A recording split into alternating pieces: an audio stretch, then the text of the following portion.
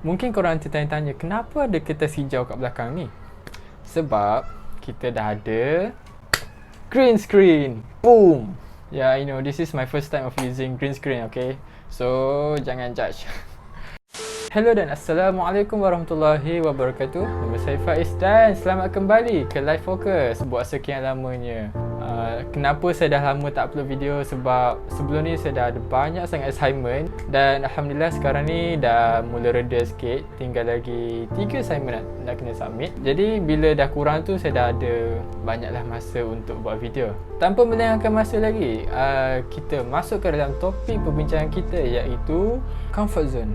Apa itu comfort zone? Saya yakin ramai yang tahu comfort zone, tapi secara umumnya lah, comfort zone ni adalah satu situasi ataupun keadaan di mana kita rasa sangat selesa dengan keadaan ataupun siapa diri kita buat masa itu. Berdasarkan apa yang saya baca lah, kebanyakan artikel menulis tentang bahaya berada di dalam comfort zone.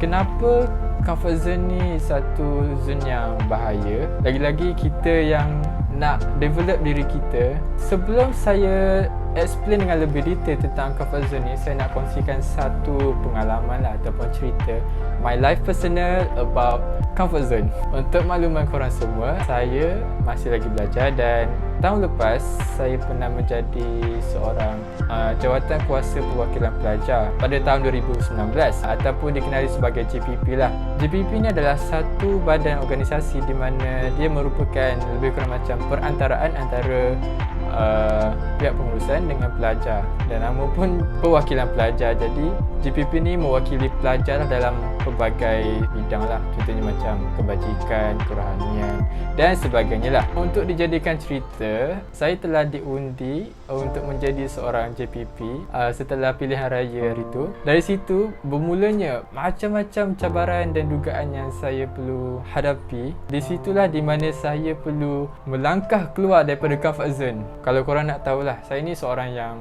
agak introverted sikit lah, dan dulu saya ada sikit lah social anxiety tu. Tapi tak adalah macam kronik sangat, boleh lah cakap dengan orang. Cuma adalah social anxiety tu sikit. Dan bila saya dah masuk JPP ni, saya dah kena banyak interact dengan ramai orang, which is saya perlu melawan saya punya social anxiety tu.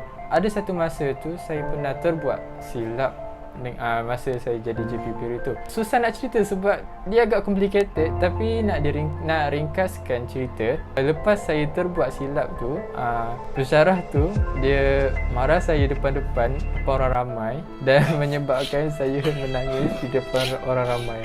Tapi masa tu JPP lain cuba untuk tenangkan diri saya, cakap sabarlah, ni semua cabaran dugaan semua tu. Banyak lagi cerita lah, tapi nak diringkaskan. Tapi the main point is, setiap apa yang berlaku ada hikmahnya, dan antara hikmah yang saya dapat bila lepas saya jadi JPP tu adalah saya dapat memberanikan diri untuk keluar daripada comfort zone tu, dan akhirnya Alhamdulillah sekarang saya punya social anxiety tu dah kurang sebab saya dah masa saya jadi JPP tu saya interact ramai orang, termasuk pelajar, lecturer, dan sekarang saya rasa tak ada masalah untuk saya communicate dengan orang ramai.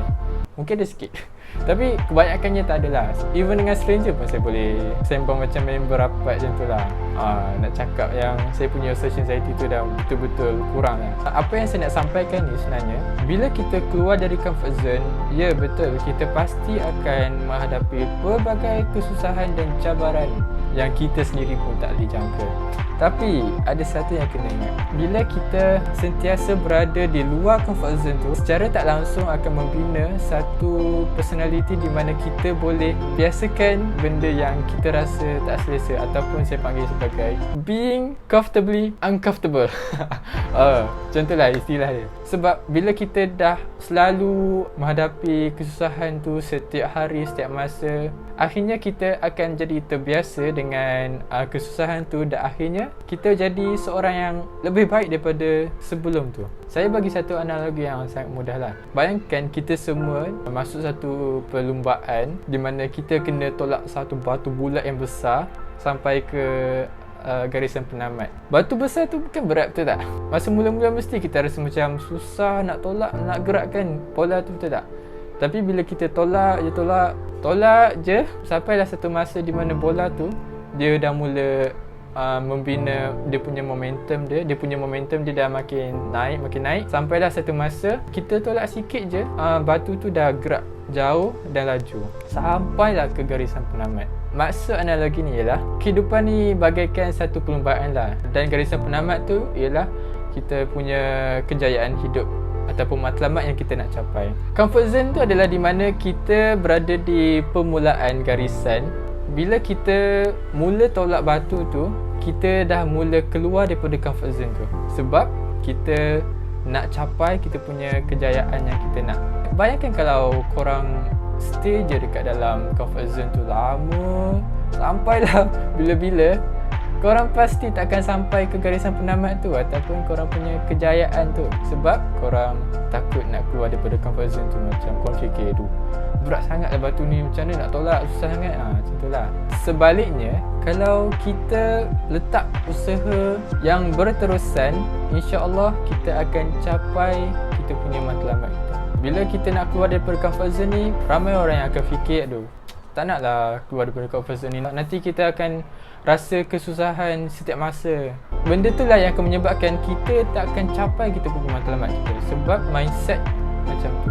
Untuk meyakinkan korang semua, Allah Subhanahu Wa Taala pernah menyebut dalam surah Al-Baqarah ayat 286 yang berbunyi, la yukallifullahu nafsan illa wus'aha, yang bermaksud Allah tidak membebani seseorang melainkan sesuai dengan kesanggupannya.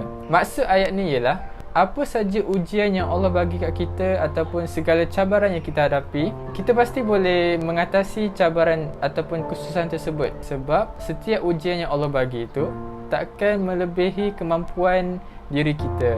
Jadi tak kiralah sedahsyat mana sekalipun ujian yang kita hadapi, insya-Allah kita dapat atasi dan hadapi situasi tersebut dengan syarat kita yakin dengan janji Allah yang telah disebutkan dalam Al-Quran tadi. Dan hikmah di sebalik ayat tu, Allah nak latih kita supaya kita jadi lebih yakin dengan kemampuan dan kelebihan yang kita ada.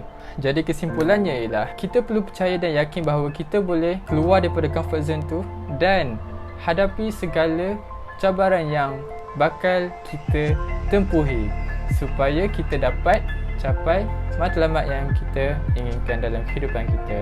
Jadi itu saja daripada saya. Jangan lupa untuk tekan butang like dan subscribe untuk video-video yang akan datang, insya-Allah. Saya harap agar korang semua dapat faham konsep comfort zone, dan juga saya harap agar korang dapat dorongan dan galakan untuk keluar daripada comfort zone tu dan akhirnya mencapai kejayaan yang korang inginkan. Jadi itu saja daripada saya. Assalamualaikum warahmatullahi wabarakatuh dan bye.